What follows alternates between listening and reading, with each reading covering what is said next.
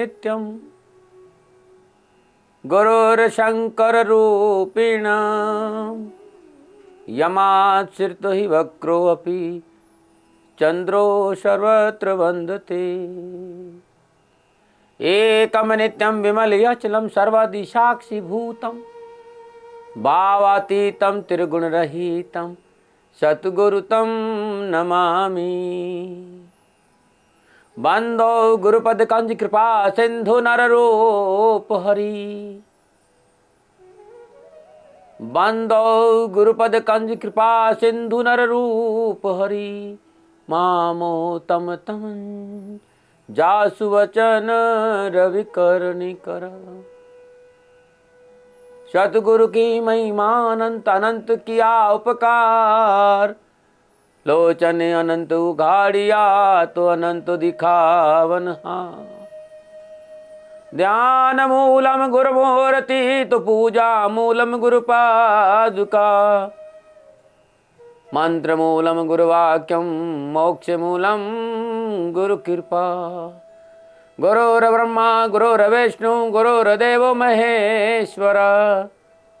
गुरुर साक्षात् पार ब्रह्म तस्मै श्री गुरुवे नमः। पुनः एक बार आप सबके सामने एक सुनहरा अवसर है अपने विचारों को आदान प्रदान करने का।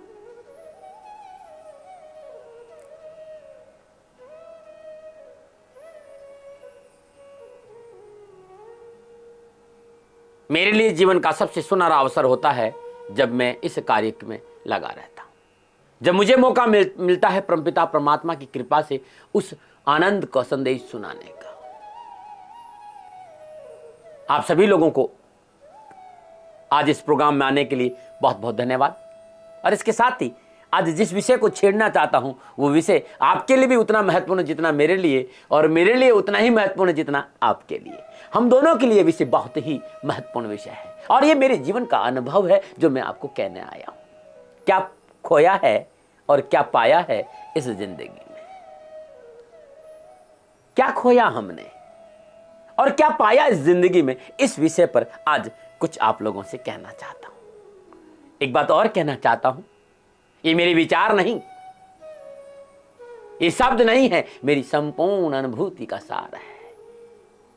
ये मेरे गुरु महाराज जी द्वारा प्रदत्त ज्ञान का प्रसाद है जो मैंने उनकी कृपा से पाया और आपको बांटने आया हूं। मेरा विश्वास करो,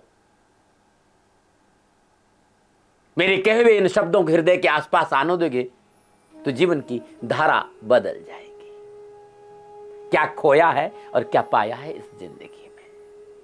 जब से हमने होश संभाला, अपने आप को इस दुनिया में कुछ पाने के लिए बेचैन पाया। जब से संसार में आए हमने आंख खोली और हमने होश संभाला, अपने आप को इस दुनिया में कुछ पाने के लिए बेचैन पाया। जो वस्तु हमें अच्छी लगती है उसे हमने अपनाया और जो वस्तु हमें अच्छी नहीं लगती है उसे हमने अस्वीकार कर दिया। बारीकी से इस विषय पर गौर करें, बारीक कर एकदम सूक्ष्मता से मेरी बात पर आप गौर करेंगे तो ये बात स्पष्ट होती है कि हमें वही चीजें अनुकूल लगती है जिनसे हमें सुख मिलता है। दुख देने वाली वस्तुओं से सदैव कष्ट होता है और उनसे हम हमेशा दूर रहते हैं। इस जिंदगी में हम हमेशा सुखी रहने के लिए अनेक प्रकार से हाथ पैर मारते रहते हैं। इधर का माल उधर, उधर का माल इधर, कोई न कोई युक्ति लगाकर हम सुख हासिल करने का भरसक प्रयास करते हैं। और इस कोशिश में हम कितने कामयाब हो पाते हैं इसका पता तो हिसाब किताब करने पर ही चलेगा, किंतु उसके लिए हमें जिंदगी में कभी फुर्सत मिल ही नहीं और ना मिलेगी। हम तो हमेशा बिना सोचे समझे कुछ न कुछ ये सोचकर कोशिश करते हैं कि संभव है अमुक वस्तु पा लेने में हमारी अभिलाषा पूरी हो जाएगी, हमारी झोली खुशियों से भर जाएगी। कभी हम सोचते हैं कि इस वस्तु की वजह से हमारी झोली में सुख नहीं आ पा रहा है, इसलिए उस बाधा को मिटाने के लिए हम जी जान लगा देते हैं।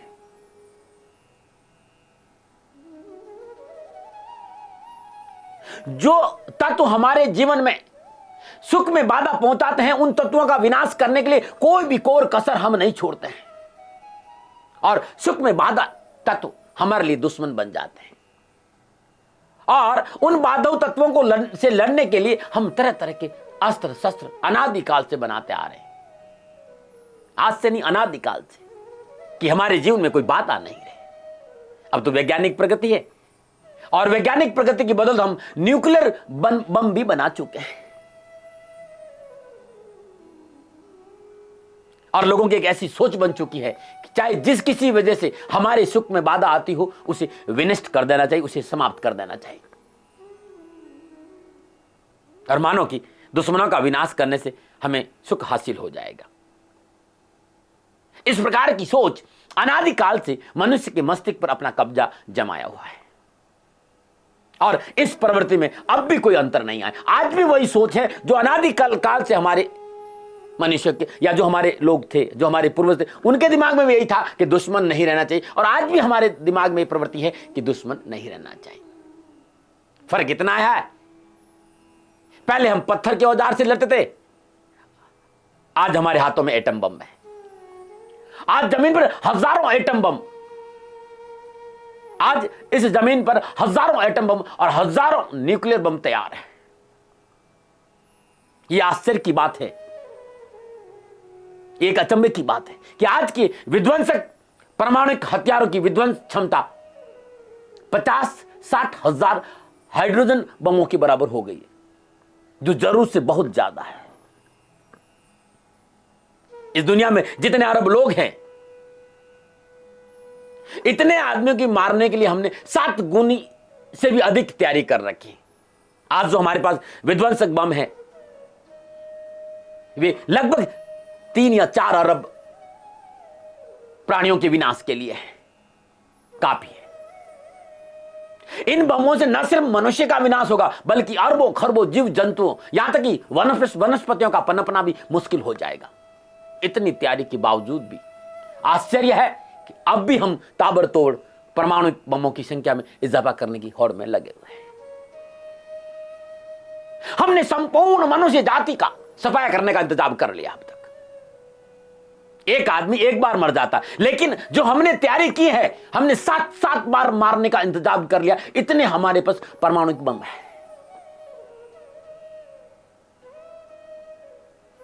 क्योंकि एक आदमी एक बार मरता है, और हमने वो आदमी 7 बार मरे, इतनी व्यवस्था कर ली।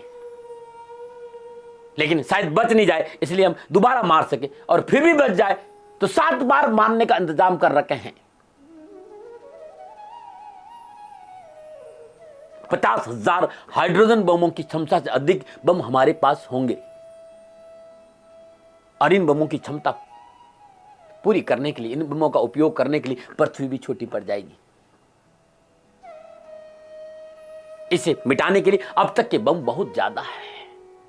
जापान के हिरोशिमा और नागासाकी में जो बम गिरा था, उस समय तो लोगों ने सोचा था कि इससे खतरनाक और कोई हथियार नहीं हो सकता, लेकिन इतने ही सालों में एक से एक बढ़कर शक्तिशाली न्यूक्लियर बमों और सुपर बमों का आविष्कार होता जा रहा है। और अब परमाणु अप्रशासन की भी बातें की जाने लगी, और जिसका विरोध ऐसे देश कर रहे हैं जो इन हथियारों को नहीं बना पाए हैं।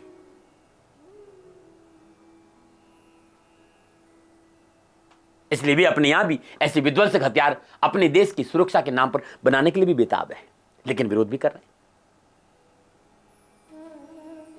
राज किस भयंकर बमों के आगे हिरोशिमा और नागासाकी में गिरा बम बच्चों का खिलौना जैसा नजर आता है। कहते हैं कि उस समय 1 लाख आदमी एक बम से मारे गए थे। अब हमारे पास जो बम है, उनकी सीमा, उनकी शक्ति बहुत ज्यादा है। पूरे इतिहास में मनुष्य ने जो कुछ भी पाया है, उसे विनष्ट करने का पूरा ताम जाम फैला दिया है हम सब ने।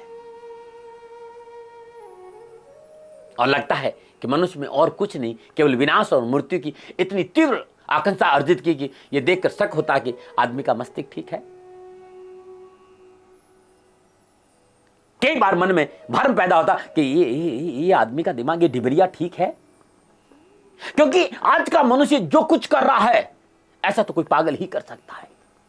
अपने आप को सर्वश्रेष्ठ प्राणी कहने वाला मनुष्य अपने ही हाथों अपने ही विनाश का सामान पूरे जोश से जुटा रहा है।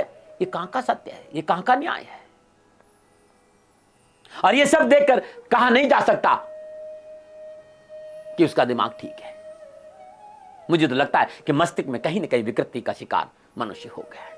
कहीं न कहीं वो बीमार है, कहीं न कहीं वो अस्वस्थ है, वो रुग्ण हो गया है। मानसिक रूप से मनुष्य स्वस्थ नजर नहीं आ रहा है,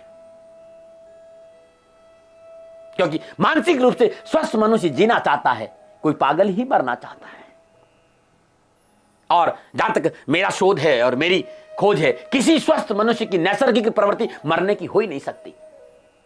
वो तो जीना चाहता है। मनुष्य नहीं, कोई भी प्राणी मरना नहीं चाहता। जीने की इच्छा हर प्राणी में जन्म से ही मौजूद रहती है, और उसी की वजह से वो अपने आहार और सुरक्षा के लिए भाग दौड़ करता रहता। कोई भी प्राणी मरना नहीं चाहता और मारना भी नहीं चाहता। मारना भी किसी भी प्राणी को पसंद नहीं है। और यदि हम किसी प्राणी को अन्य प्राणी को मारते हुए देखते हैं तो उसके पीछे उस प्राणी की जीने की ललक ही होती है। वो आहार के लिए अन्य किसी प्राणी को मारता है, बिना किसी वजह से किसी को मारने की प्रवृत्ति हिंसक प्राणियों में भी नजर नहीं आती है। फिर मनुष्य किसी को मारने के लिए कैसे ये तैयार हो रहा है, कितना कैसे ऐसे उन्मुख हो रहा है? निश्चित तौर पर इसके पीछे मनुष्य की मानसिक विकृति छुपी हुई है, और मनुष्य को अपनी ढबरिया को देखना चाहिए। मनुष्य को अपनी मानसिक इस अवस्था पे थोड़ा सा गौर करना चाहिए, क्योंकि मुझे लगता है कहीं न कहीं मानसिक विकृति पैदा हो गई है। कोई भी मानसिक रूप से स्वस्थ व्यक्ति न तो किसी को मारना चाहता और न खुद मरना चाहता है। मेरे बच्चों, मेरी बात पर ध्यान से सुनना, क्योंकि विषय बहुत गहरा है। जो मैं कहना चाहता हूं ये बहुत जरूरी है आपके लिए समझना।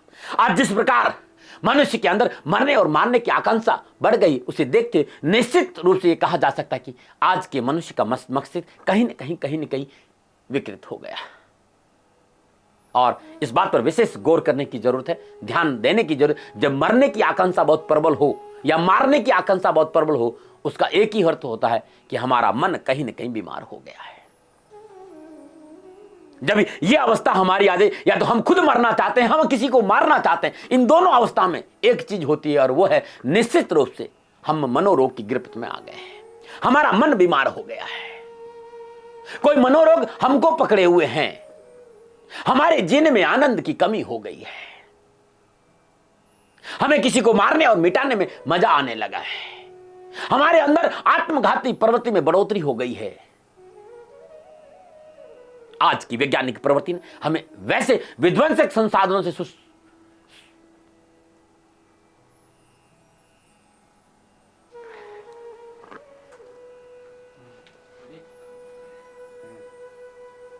और आज की इस वैज्ञानिक प्रवृत्ति ने हमें वैसे विध्वंसक संसाधनों से सुसज्जित कर दिया है कि हम जब चाहे अपने और पूरी दुनिया को एक झटके में समाप्त कर सकते हैं।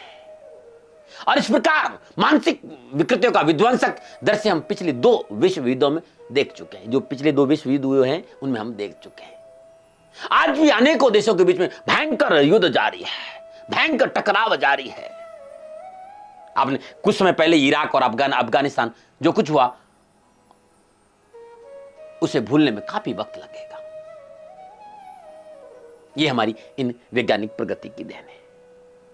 एक बार प्रसिद्ध वैज्ञानिक आइंस्टीन से उसके मरने के कुछ दिन पहले किसी ने जब वो पूछा कि तीसरे महायुद्ध के संबंध में आप कुछ कहना या आपका क्या ख्याल है, तब आइंस्टीन ने तीसरे विश्व युद्ध के संबंध में कुछ भी कहने में अपनी असमर्थता व्यक्त की कि मैं तीसरे महायुद्ध के बारे में कुछ नहीं कह सकता, किंतु चौथा विश्व युद्ध के संबंध में जरूर कुछ कहना चाहता हूं। उस आदमी ने पूछा आप क्या बात कर रहे हैं, आप तीसरे के संबंध में कुछ नहीं कहना चाहते और चौथे के संबंध में कुछ कह रहे।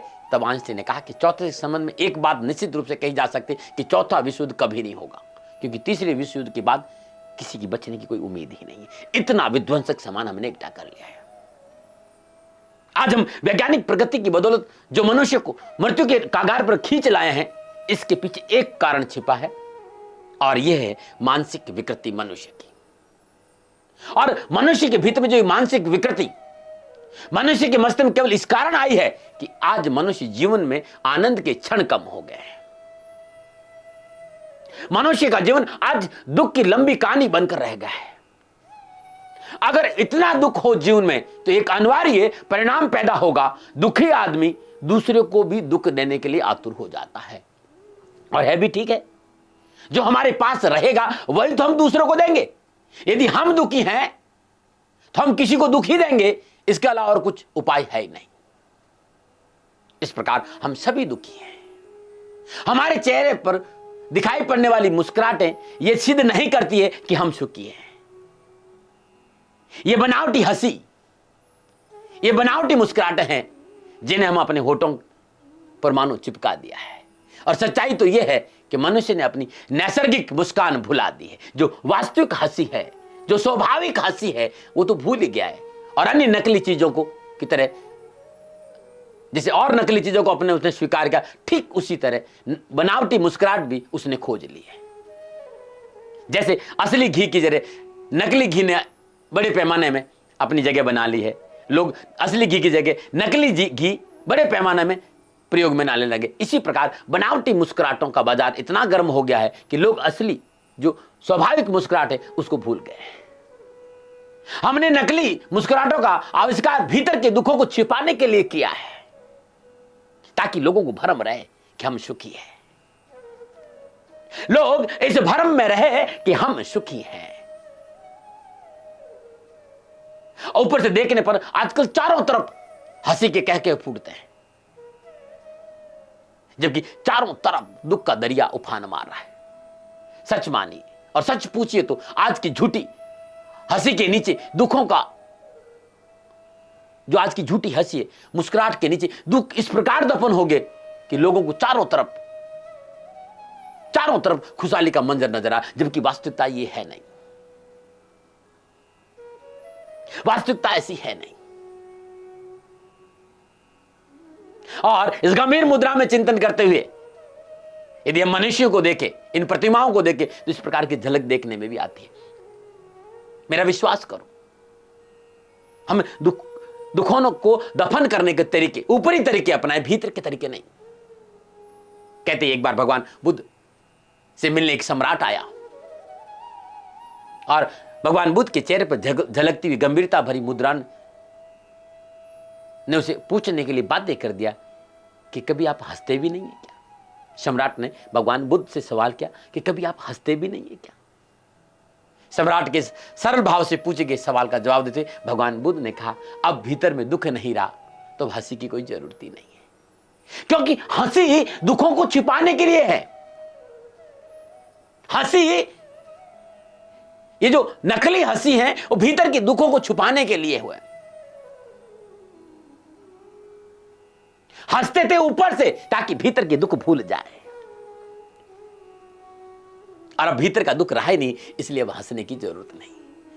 अद्भुत गुड वाणी है भगवान बुद्ध की। मेरा विश्वास करो,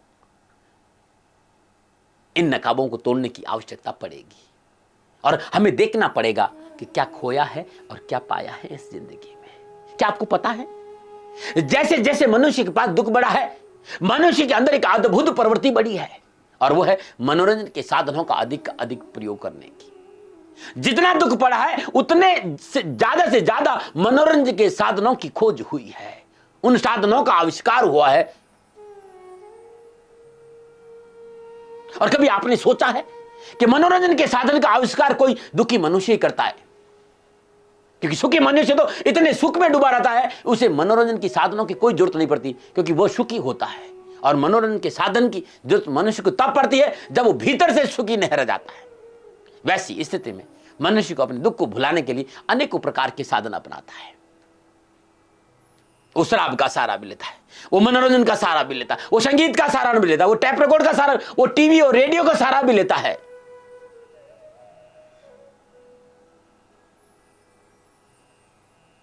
और कुछ दिनों तक इस्तेमाल किए जाने के बाद ये साधन भी उसके लिए बासी हो जाते हैं। उन्हें अपने मनोरंजन के लिए नए साधनों की जरूरत पड़ती है।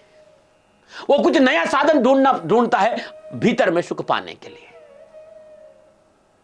और जब ये साधन काम नहीं रहे, धीरे धीरे नए साधन काम नहीं आते, तो लोगों ने गांजा, भांग, चरस के चुंगल में फंस जाते हैं। जबकि विश्वास करिए, ये दुखों के कारण है, सुखों के कारण नहीं।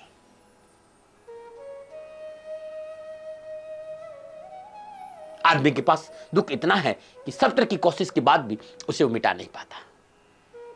वो दुख अपनी जगह पर चिपका रहता है। और याद रहे, हमारे भीतर जब बहुत दुख एकत्र हो जाता है, स्वभावतः हम दूसरों को दुख देने में, पीड़ा देने में फिर मजा लेने लगते हैं। कि जब हमारे अंदर दुखी दुख आ जाते हैं, तब हम दूसरों को दुखी देखकर खुशी महसूस करते हैं, उसमें हमको आनंद आता है। और ये एक स्वाभाविक बात है, एक नैसर्गिक बात है। जब मनुष्य खुद सुखी होता है तो दूसरों को सुख देने में मजा लेता है। और असली सुखी आदमी की एक ही कसौटी है, अगर आप दूसरों के सुख में सुखी हैं, ये सुखी व्यक्ति की कसौटी बता रहा हूं, यदि आप दूसरों के सुख में सुखी हैं, ये असली कसौटी है आदमी की सुखी होने की, तो आप सुखी आदमी हैं। अगर आप दूसरे को दुख देकर रस पाते हो, दूसरों को सुख में देकर दुख पाते हो, तो आप दुखी आदमी हैं। यदि आप किसी दूसरे को देखकर आपको मजा आता हो, तो समझ लें कि आप भीतर में कहीं ना कहीं परेशान है। बड़ी अद्भुत है आदमी की ये मनोदशा। जब वो किसी दूसरे को दुख में देखता है तो बहुत सहानुभूति प्रकट करता है, और उससे ऐसा भ्रम होता है कि दूसरे के दुख में वो दुखी हो रहा है। लेकिन कभी आपने ख्याल किया है, जब कोई आदमी किसी के प्रति सहानुभूति प्रकट करता है, उसकी आंखों में भी एक रस होता है, एक अद्भुत रंग दिखाई देगा आपको, उसमें भी वो आनंद ले। दूसरों के प्रति दुखों में सहानुभूति प्रकट करते हुए वो आनंद लेता है। असल में दूसरों के प्रति सहानुभूति दिखाने में एक बड़ा मजा है, क्योंकि जिसके प्रति हम सहानुभूति दिखाते हैं वो हमसे नीचा हो जाता है, हम उससे ऊपर हो जाते हैं। और यही वजह है कि दूसरों के प्रति सहानुभूति दिखाने का अवसर पाने के लिए लोग बेताब रहते हैं। लोग सोचते हैं कि कब किसी दूसरे के प्रति सहानुभूति दिखाने का मौका मिल जाए, और ऐसा करने से मनुष्य के अपने अहम की तुष्टि का सुअवसर आसानी से उपलब्ध हो जाता है। लोगों के दुखों के प्रति सहानुभूति प्रकट होती है ना, मेरा विश्वास करो, उसमें भी लोगों को मजा आता है। मैंने कहा ना कि मेरी बातों को ध्यान से सुनोगे तो तुम्हारा चेहरा तुम्हारे सामने आ जाएगा। और जो मैं कहने जा रहा हूं वो बहुत अलग है, क्योंकि ये मेरी अनुभूति है, ये मेरा अनुभव है। जो मैं कहने जा रहा हूं इसको आप समझ लोगे, क्योंकि एक अलग ये अलग चेहरा है और ये आपका अपना चेहरा है। मैं आपको खाली दर्पण दिखा रहा हूं। सदगुरु का काम है दर्पण। सदगुरु स्वयं एक दर्पण होते हैं। यदि आप मेरी बातों को ध्यान से समझ लोगे तो जीवन पार हो जाएगा। मैं आपको एक बात और बतलाना चाहता हूं, हमारे पास एक चेहरा नहीं है। हमारे पास एक चेहरा नहीं है। एक चेहरा हमारा असली है, एक चेहरा हमारे भीतर है जिसे हम हमेशा छिपाए रहते हैं, और हमारा वो चेहरा दूसरों के लिए अजनबी नहीं रहता, बल्कि हमारे खुद के लिए भी वो अनजाना ही रहता है। वो जो हमारा भीतर का चेहरा है वो दूसरों के लिए अजनबी नहीं, खुद हमारे लिए भी अजनबी बना रहता है। हमें भी वो मिले तो शायद हम उसे न पहचान पाना है जो हमारा भीतर का। कारण यह कि हमने कभी अपने उस चेहरे को बाहर आने ही नहीं दिया। वो हमारे लिए पूरी तरह अनजान है। और एक चेहरा जो हमने बाहर बना रखा है उसे हम अपना असली चेहरा मानने का भ्रम पाल, जो हम लोगों को दिखाते हैं, इसी को हम भ्रम मान के हमारा ये चेहरा, वास्तविक हमारा चेहरा ये नहीं, हमारा चेहरा कुछ और है। कुछ दिनों में कुछ साहित्य को पढ़ने का मौका मिला। पश्चिम देशों में एक प्रसिद्ध वैज्ञानिक ने के अनुसार एक कमरे में 2 आदमी मिलते हैं। एक बहुत प्रसिद्ध मनोवैज्ञानिक, उन्होंने कहा कि एक कमरे में 2 आदमी मिलते हैं, लेकिन 2 आदमी नहीं मिलते, कम से कम 6 आदमी मिलते हैं। एक कमरे में जब 2 आदमी मिलते हैं तो वो 2 आदमी नहीं, कम से कम 6 आदमी होते हैं। अगर मैं आपसे किसी कमरे में मिल रहा हूं, एक तो मैं हूं जो मैं हूं, एक वो रहेगा जो मैं आपको दिखला रहा हूं, और एक वह रहेगा जो आप मुझको समझ रहे हैं। आप में भी 3 और मुझ में भी 3, यानी कुल 6 आदमी मिलेंगे। और फिर भी उस मुलाकात में असली आदमी कभी मुकर नहीं हो पाएगा। जो वास्तव में है वो कभी सामने नहीं आ पाएगा। उस मुलाकात में नकली 4 आदमियों की भागीदारी रहेगी, और दोनों पक्ष के असली आदमी अंदर ही सिमट के छुपे रह जाएंगे, क्योंकि उसको हम कभी बाहर आने ही नहीं देना चाहते। और ये हमारी प्रवृत्ति है। वास्तव में हमने अपनी असली चेहरों को नकली चेहरों के पीछे इसलिए छुपा रखा है ताकि लोग हमें सुखी समझ सकें। अपने असली चेहरे को नकारने और छिपाने की वजह से हमने नकली चेहरे का जो नकाब डाल रखा है, उससे रोज ब रोज हमारी इतनी शक्लें बनती रहती है कि हमें खुद भी नहीं मालूम हो पाता है कि हमारे खुद के कितने चेहरे हैं। और इस प्रकार की प्रवृत्ति जैसे जैसे समाज में फैली, वैसे वैसे समाज दुखी होता चला गया, सुख समाप्त होता चला गया और दुख हावी होता चला गया।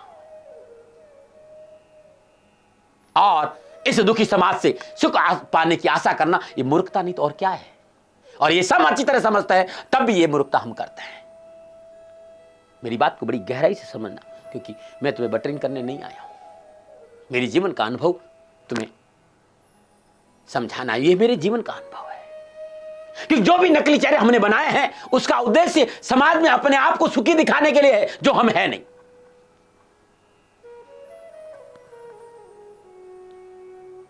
जो वास्तव में सुखी आदमी होता, उसकी एक ही शक्ल होती, क्योंकि सुखी आदमी के पास छिपाने के लिए कुछ भी नहीं होता है।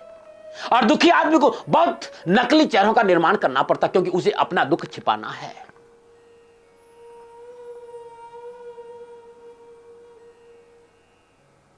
और नकली चेहरों के पीछे अपनी असली चेहरों को छिपाने के प्रयास में हमारी जिंदगी का एक बड़ा हिस्सा यूं ही बर्बाद होता चला जाता है। इस जिंदगी में हम जो भी कर रहे हैं, उसमें हमें हासिल क्या हो रहा है, इसके लिए हमारे पास कभी वक्त ही नहीं मिला सोचने का। और मैं कहता हूं कि हर मनुष्य को अपनी जिंदगी में कभी सुबह और कभी सांझ रुक कर जरूर देख लेना चाहिए इस जिंदगी में कि हमने क्या पाया है और क्या खोया है। मैं विषय पे हूं, मैं विषय से हटक नहीं रहा हूं। मेरा विषय है कि क्या पाया है और क्या खोया है। हमें सिर्फ अपने आप से पूछ लेना है, अपने से ही, किसी और से नहीं, क्योंकि इस प्रश्न का उत्तर कोई और दूसरा दे नहीं पाएगा। हमें चाहिए कि हम अपने से कभी कभी ये जरूर पूछ ले कि इस जिंदगी में हमने कुछ पाया है या नहीं पाया है।